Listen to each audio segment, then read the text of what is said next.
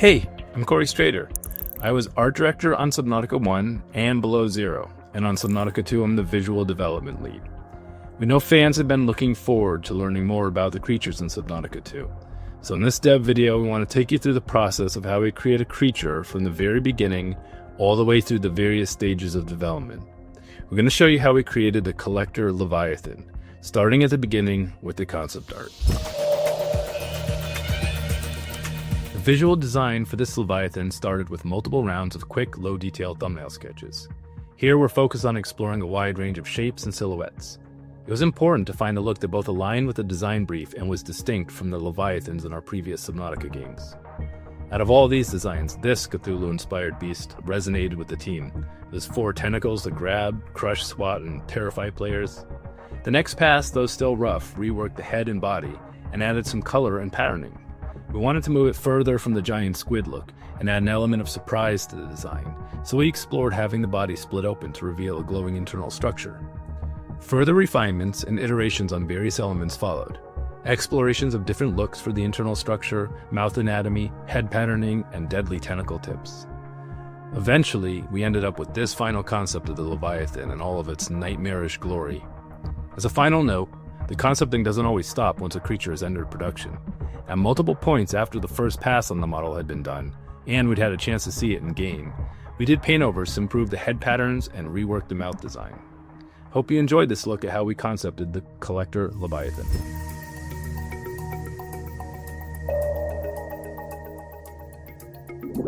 Hi, my name is Marcelo, and I'm the lead character artist on Subnautica 2. And today, I'm going to give you guys a quick glance behind the curtain on the process of modeling the Collector Leviathan. As with pretty much all creatures that we make, it starts out as a single sphere, that I then start modeling its shape. This process is very similar to traditional clay sculpting.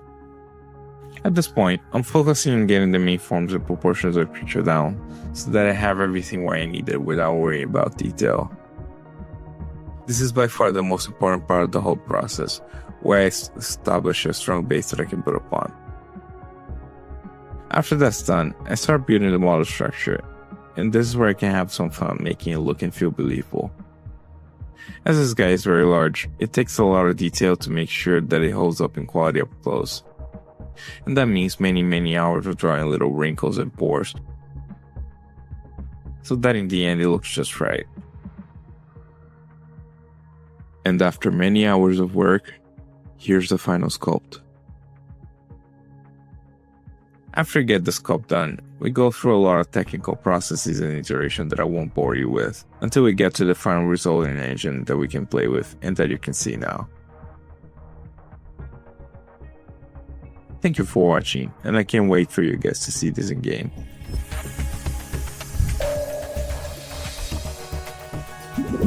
Hey everybody, my name is Colin Knippel. I'm the principal animator on Subnautica 2. I've been with the studio since Natural Selection 2, and I was lead animator on the past 2 Subnautica projects. We animators at Unknown Worlds like to wear a lot of hats in our department, so I'll be showing you some of the rigging work I did on the Collector Leviathan. Something different we did for Subnautica 2 is that we're using Blender. Blender is an open source project, meaning all of you can go and download to use this tool for free right now. Blender was a tool we investigated way back at the start of Subnautica, but it really hit its strides around the time of Below Zero, and it felt production ready when we began this project. I've enjoyed using the rapidly developing software, and I'm pleased to know our fans can get inspired by using the same software the Subnautica devs use. Another new aspect of Subnautica is our use of Unreal and our adoption of Unreal control rigging. The workflow has some cool innovations new to rigging systems. With this new tool, we can bring previously impossible rigging techniques into our game. I love learning new systems and seeing what I can get out of them, so this has been a lot of fun for me.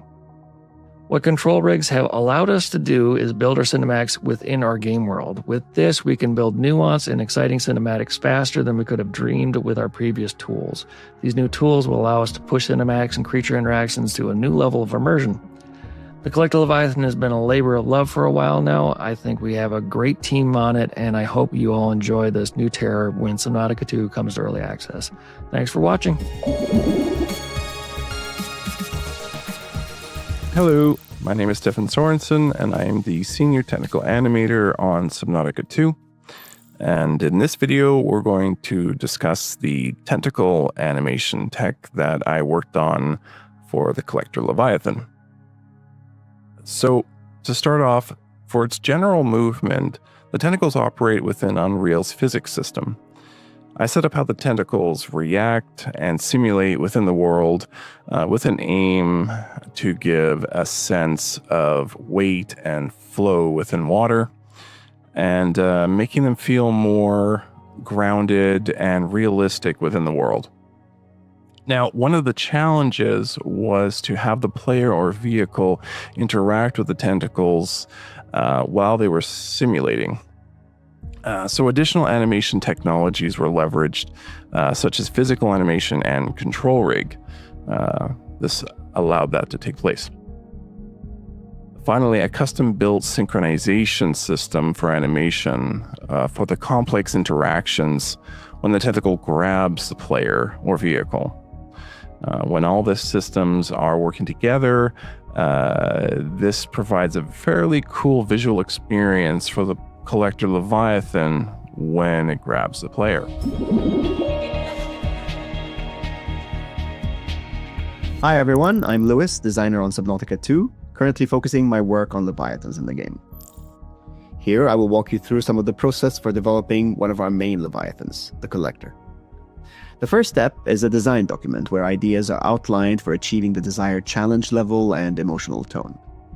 Here, I detailed the sequence for when the Collector has grabbed the player and is about to swallow them whole, using storyboards and references to complement the detailed brief.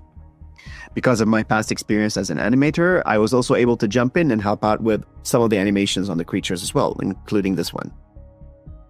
This sequence was done directly in Unreal, using its native animation tools. After putting in the main poses and deciding on the overall beats, I can start refining my animation curves, which track the position, rotation, and scale of every part of the rig. After days of fine-tuning, incorporating feedback, and the occasional raging of my screen, I handed off the finished file to be incorporated into the game.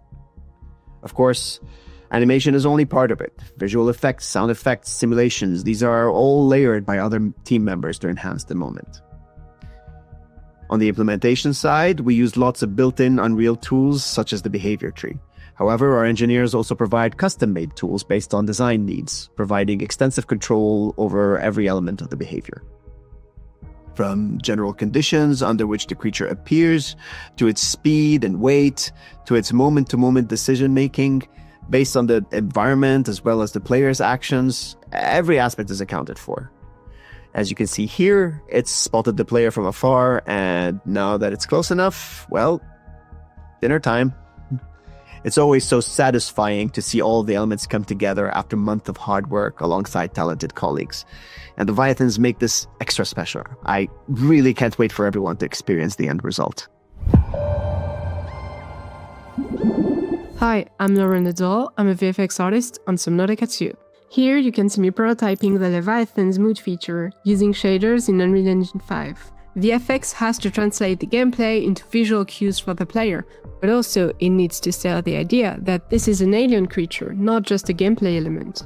Let's take a look at its exhaust vents.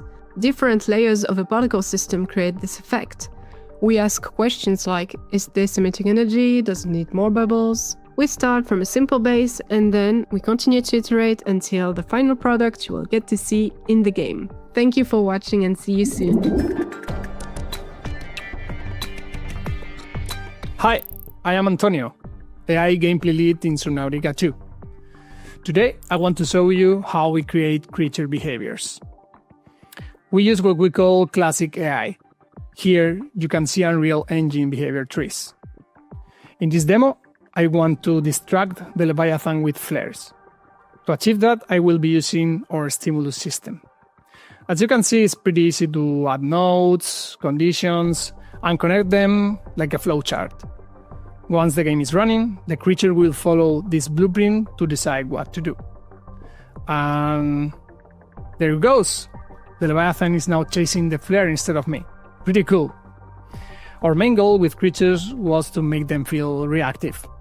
We have improved the hero trees to use dual utility reasoning, so the creature is constantly reevaluating the situation in real time.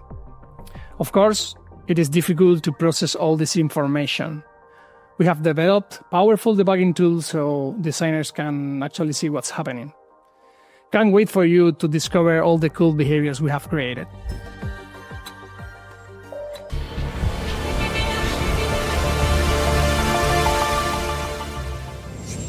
ติดตามข่าวสารเกมจาก KRAFTON และเทรนด์เกมเมอร์ทั่วโลกได้ทุกช่องทางของ KRAFTON Thailand